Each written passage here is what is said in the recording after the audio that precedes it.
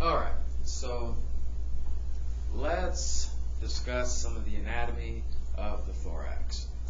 In chapter 10 of your text, you have the thoracic viscera. And hopefully at this point you've already watched the video on why we do things the way we do it. So we've removed anatomy from the lecture because you guys have had anatomy already. But also I'm going to do this video series for each of your modules so that you can kind of have a refresher. And if you've watched this before class, you'll show up a lot more prepared than if you don't. So make sure you watch this. Alright, we're going to talk through specific anatomic structures that you're going to see within the thoracic viscera. The first structure, I'm going to point all the structures out radiographically, as well as over here if you look at the monitor on the anatomage or anatomage table. So you'll see both. Alright, the first thing we're going to talk about is the apex of the lungs. Now, the apex of the lungs sits at the top. Not every structure has a superior apex. Actually, the majority of structures, the apex is upside down. Go figure, but that's the case. So, the apex of the lungs, radiographically, sits here and here. Those are your apices, plural. Okay? Also, if we look over here on the anatomage table here, we have an apex here and an apex here. Those are going to be better demonstrated when we peel back the rib cage here. So you see that the lungs peak up there, the point. So an apex is typically a point. So those are your apices. You have to be able to identify those across multiple radiographs. It's always going to be in the same spot, typically above the clavicle, below the first, second rib. Alright, so it's always in that little spot. Those are your apices. Be able to identify those radiographically, understand where they're located. Alright, the next structure is the costophrenic angle. The reason the apices and the costophrenic angle are so important radiographically is because they define the superior and the inferior margins in terms of requirements for the radiograph. Now, costophrenic angle represents where the costo being ribs and phrenic being diaphragm. So where the ribs and the diaphragm make a point, those are your costophrenic angles. So if we look here and here, that is your costophrenic angle. Now, check it out. If we, let's see how we want to do this. We'll do green here. This is the diaphragm.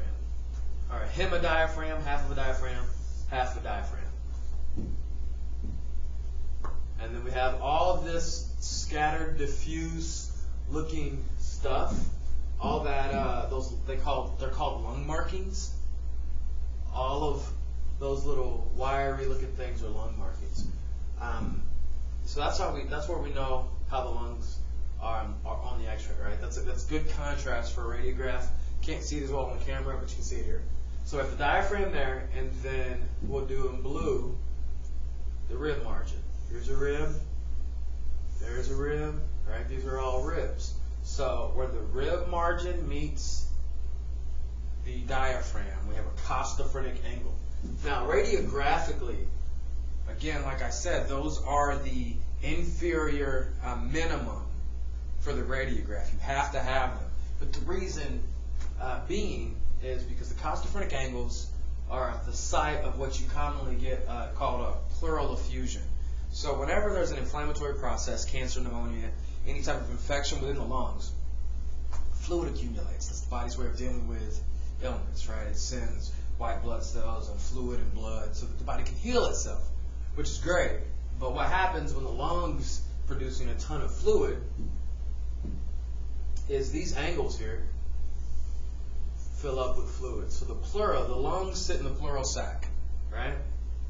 And the pleura ends up getting, that cavity gets filled with fluid. So instead of there being lung there, it's going to be a big white spot. It's all fluid. That's a pleural effusion. And radiographically, when it's rounded off like that, it's called blunted angle. So if you cut off your radiograph right there, if there is that pathology present, you have now missed it. So it's a minimum requirement of a chest x-ray. So that's your costic phrenic angle there. Again, over here on the table, the costic phrenic angle, we have rib, and then we have lung. Same thing. You guys will have an opportunity to play with this, but you can see it there. We've got rib, and then we've got lung. Okay. So that's what that looks like. Let's see if I can. I'm going to turn this and see what we get here. So you can see it posteriorly as well. So if I spin them around, you might even see it better. So on your radiograph, what we typically look at when we're counting ribs, we're counting the ribs posteriorly, right? So if we look at it this way, this is probably a more accurate representation of what we're seeing. Because anteriorly, really, the ribs are cartilage, so we go through those, we penetrate those very easily. They don't show up as well. The cartilage doesn't show up as well on X-ray. The ribs posteriorly do. So that's kind of what we're looking at. But again, angle. We have the rib margin and the lung margin. So this is going to come to a point, just like on the radiograph, and there's our costophrenic angle. All right. Next structure. The mediastinum. All right. So the mediastinum, radiographically, is pretty easy to spot, and you'll need to be able to identify it. It's everything. It's the heart and the great vessels. All right. That's your mediastinum. All right. Some people say mediastinum. It's mediastinum is how I say it. That's how I'm gonna say it. But that's what it is. Okay. So included in that again is your heart. This is your heart shadow. Your major vessel is your aortic arch. It's going to come up, and you'll see an aortic bulb on the majority of these X-rays. Okay. The aortic bulb on this is small. This is a adolescent. You can tell by the growth plates here and here, by the way. But so you don't see it, but the aortic bulb is going to typically protrude a little to the left, like that. But let me see if I have a better X-ray to show you the aortic bulb while we're at it. Yeah, you see it really well on this one. I'll show you here. This massive part there, right? And you can see on this one, the mediastinum is huge. What do we got going on? We got cardiomegaly. We have some pathologies causing that potentially. Maybe we have an inadequate inspiration, some bad technique on a radiograph. There's a lot of things for us to consider, but anatomically speaking, just take note. That's your aortic bulb. You also should know where the mediastinum is. Let's see. Let's go back. All right, on the table, I'll show you the mediastinum as well. We'll pull it back up here. Cardiovascular.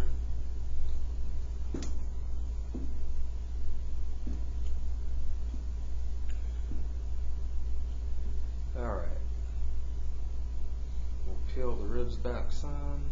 There it is. All right. So you can see this white stuff around the heart here that we're seeing, all this white stuff or yellow, that's adipose tissue, pericardial fat. It's normal. But we come back, we're within the chambers of the heart, but there's a cavity now between the lungs, outlined in red now, and the great vessels and everything. That's the mediastinum. It's a cavity that holds the heart and the great vessels there. So be able to recognize that. And since I pointed out the arch already, I'll point it out here too. Let's see. So you can see the ascending aorta come up right here off the ventricle, right? The aorta feeds the entire body with blood, right? It's the largest artery. So it comes off the left ventricle here and projects superiorly, right? So that's the ascending. At some point, it curves to go posterior, right? At the peak of that, let me show you. at the peak of that, when the anterior rounds out and then, or the superior or ascending rounds out and begins to go descending, there's an arch, and that arch is right there.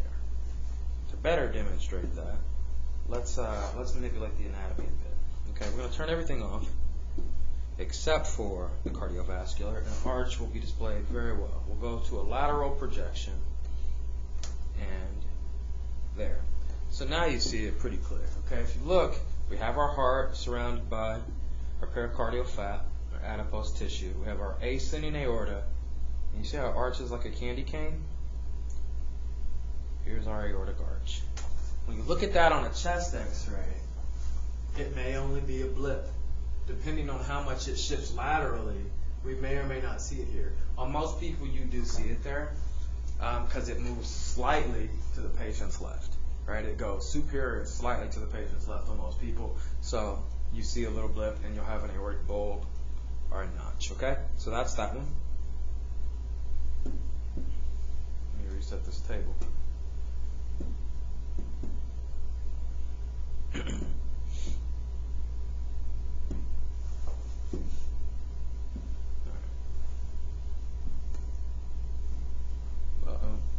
Flip around. Okay. Next, we will talk about what you need to understand on the vertebra. So, some of these radiographic structures are needed. You need to know how to see these on a radiograph because they are evaluation criteria.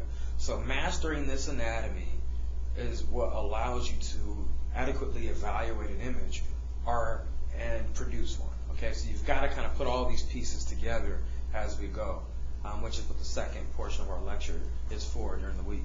Anyhow, let's look at the vertebral bodies because these need to be demonstrated on a radiograph. I'm going to find one that demonstrates them a little better for you guys, if I can here. On the camera, these don't show up quite the same.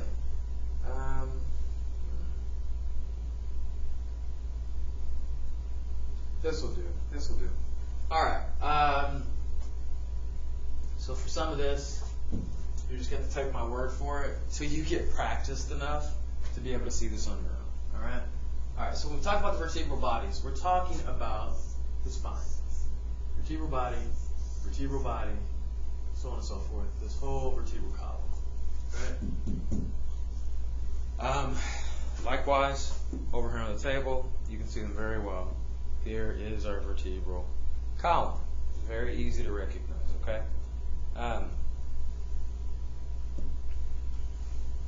There's a couple things on the vertebra that are really important for you to see. Okay, one of those things, I'll show you on the radiograph first, is the spinous process. Spinous process, if you look right up here, there's a radioopaque density that is essentially within the center of the vertebral body.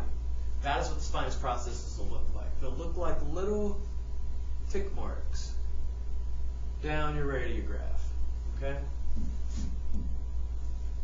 Those are important to recognize. If we come over here to the table, your spinous processes are these things on the back of the vertebra, right? They project posteriorly and in the T-spine inferiorly as well. So when we turn our radiograph, like when it's shooting straight on, you can see where the spinous processes would end up. It's literally that line there, and there'll be a blip in each vertebral body because it's standing on end. And the radiation has to penetrate that, and it's going to attenuate more, so it's brighter. And so you get these radiographic or radioopaque densities, like this one and this one.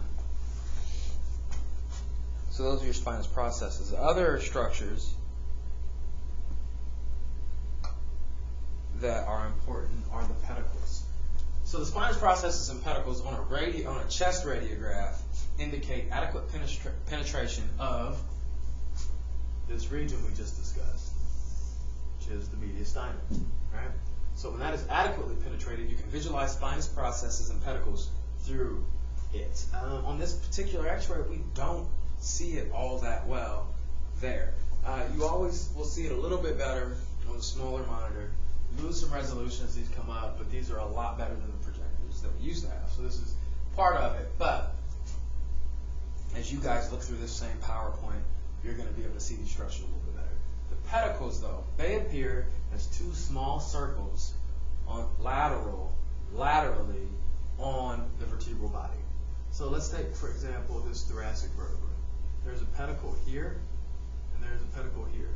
And I can see another pedicle there, and there, and so on and so forth. So as you look at X-rays, you're going to begin to see these. In fact, as you spend time in lab and whatnot, you need to be identifying these valuable structures, because this is the training. This is the way you train your eyes, perceptual learning, okay, and making this stuff stick. So the pedicle, though, from an anatomical standpoint, is the junction. Let's just go to the spine.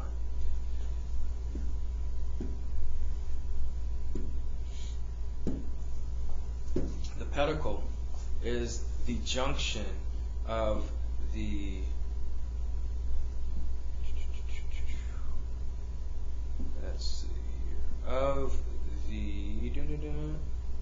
vertebral body and the transverse process. So a pedicle sits, here's your vertebral body, here. Pedicle's right there. Okay? So your transverse process comes off here, here's your body. Between those two is a pedicle. Okay, and those exist on both sides. So over here, it's the same thing. Very clearly, you can see where the body is. There's your superior articulating process, inferior process. Right here is your pedicle. Okay? Turn this all straight again. And again, when you look at it from behind, what you'll get, you can't see this here, right? But what you get is a circle there and a circle there. That's what we were seeing up here, is this circle.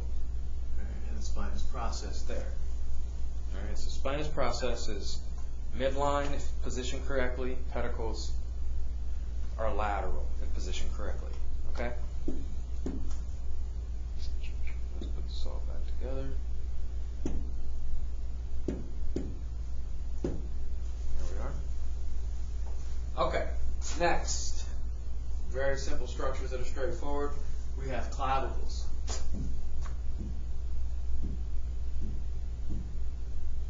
Clavicles are your collarbones. They're easy to identify. You should always be able to see them.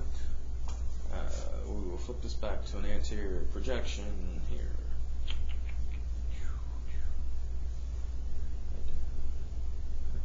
There we are. Obviously the clavicles are these bones up here. These are your collarbones. They're all shaped a little bit different depending on who, but those are your collarbones.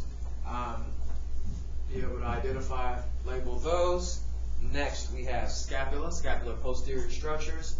They're harder to see on a radiograph than they are on our dummy here, all right? But if you look, you know what your scapula are. These are important to recognize on a radiograph because, again, they indicate certain things about the patient's position. When the arms are at rest by the side, the scapula sit, as you can see, over the lungs, right? But if you roll the shoulders forward, which is one of our positioning requirements, which we'll get to in lecture, the scapulas also roll forward and lateral. They fold. Okay. So those are scapula there. Radiographically, it's harder to see, right? It's a little more subtle. But what we see here is the lateral border of the scapula, and I can see this. You may not be able to. There's the medial border, and then superiorly, it's up here. Again, we have the lateral border there, and the medial border that comes here. So what you could say about this is on this X-ray that they didn't roll the shoulders forward enough on this patient. Maybe it was the patient compliance, whatever, but the shoulders are not rolled forward because the scapula are still in the long field. Anyway, those are the scapula. The ribs, obviously we kind of talked about them, but for your test, you definitely need to be able to do this. You need to be able to count the ribs. All right, ribs are tricky at first because the first rib sits so high up. Let me show you here. The first rib on the table here, let's look at it here. Here's our first rib from this projection. You see, it's like a circle, and it sits near horizontal when the patient is vertical. Okay, it's going to look almost horizontal like that. Okay, so what happens on a radiograph is it just doesn't look like these other ribs. Here's our first rib here. It just swings around and comes out and attaches to the manubrium. All right? So that's 1, and then 2's right after. 2, 3, 4, 5, 6, 7, 8, 9, 10, 11, 12. All right? You need to be able to identify all of those ribs. If I ask you where your right fifth rib is, you have to be able to show me that, okay? So be able to do that in class. Also, you can count from the bottom too. So if you can visualize your 12th rib well, then you can count up. 12, 11, 10, 9, 8, 7, 6, 5, 4, 3, 2, a weird one, okay? Either way, you have to be able to do that, okay? Let's see. We talked about lung markings already, and again, I'll point them out one more time. Lung markings are like these, right? All these little strips are lung markings. These represent the parenchyma, of the vital tissue of the lung. Let's see if we can. So it's like, if you look at on the table, this meat right here, right? All that with the little lines and stuff that you get on this. When you see those radiographically, this is what they look like, a lot of little gray lines.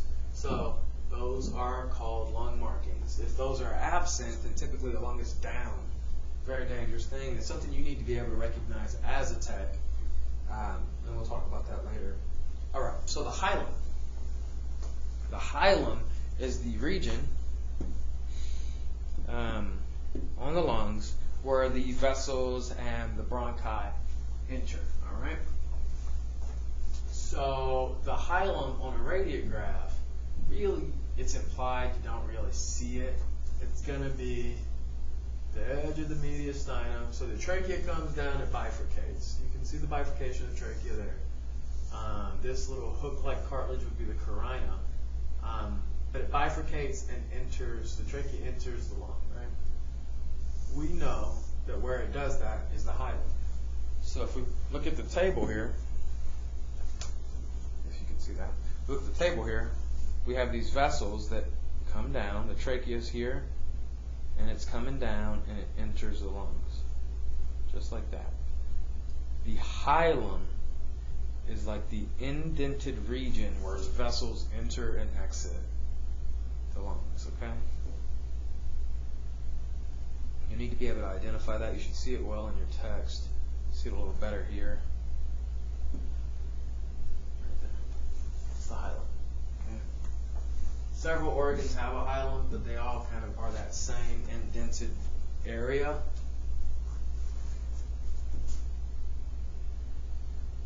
The trachea on the radiograph, it's going to appear air-filled, so it'll be an air-filled trachea right there. You should be able to see that on dang near every chest X-ray. On the regular one, though, the trachea, you can see it right there. It's anterior to the esophagus, and it's your airway, right? Let's see. Ooh, gastric bubble. So the gastric bubble, gastro, is the abbreviation for the stomach. So that's all we're seeing there. Let me turn it on here GI. We'll just turn it on. Alright, so your stomach.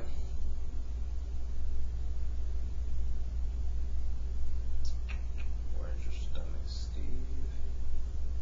Steve's stomach is here. So his esophagus comes down, and there's the stomach, and there's a ton of fat and stuff. This is part of his stomach right here, okay? Just to take my word for it.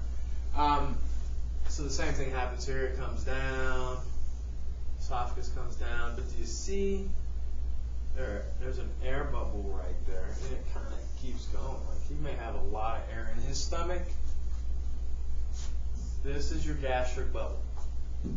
Stomach bubble, air bubble. You see that on 99% of your chest x-rays. There's been a few people who haven't eaten for Lord knows how long that won't have one, but everyone else has one. People kind of swallow air as food digests. Byproduct is gas, right?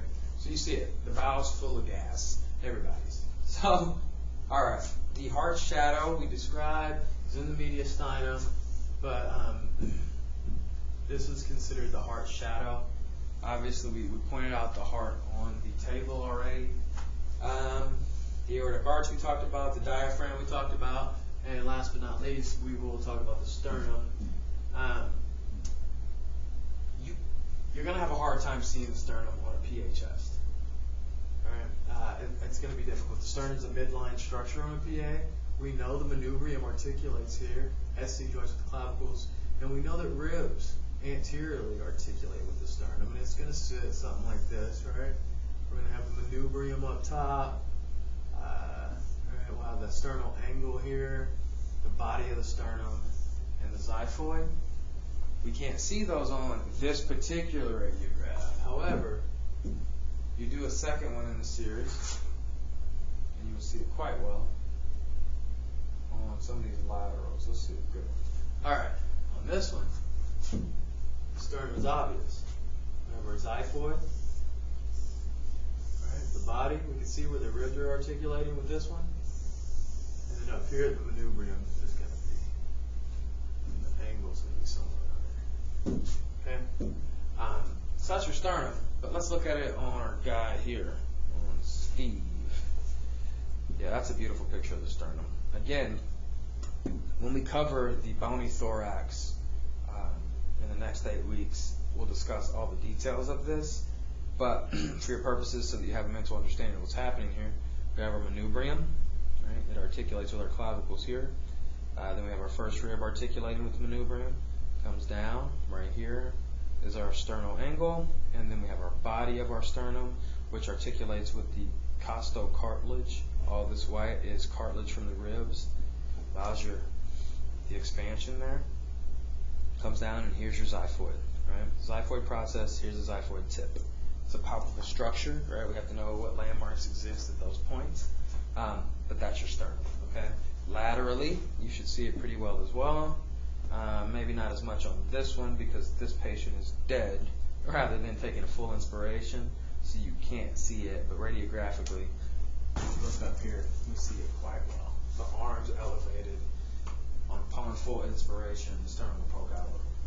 Okay, so that is your thoracic viscera anatomy rundown. Again, you're going to need to read in your chapters about the trachea bifurcating into your primary bronchi, secondary and tertiary, all the way down to the alveoli, which are the functional unit of the lungs, and how that gas exchange works through diffusion. You should have had that in physiology class, anatomy class. It's also in your Merrill's textbook. So as long as you read that, watch this video before you come to class, you'll have a great understanding of that and be prepared for when I test you. Can't think of anything else that we'll need to cover in this particular section, so thank you, and see you in class.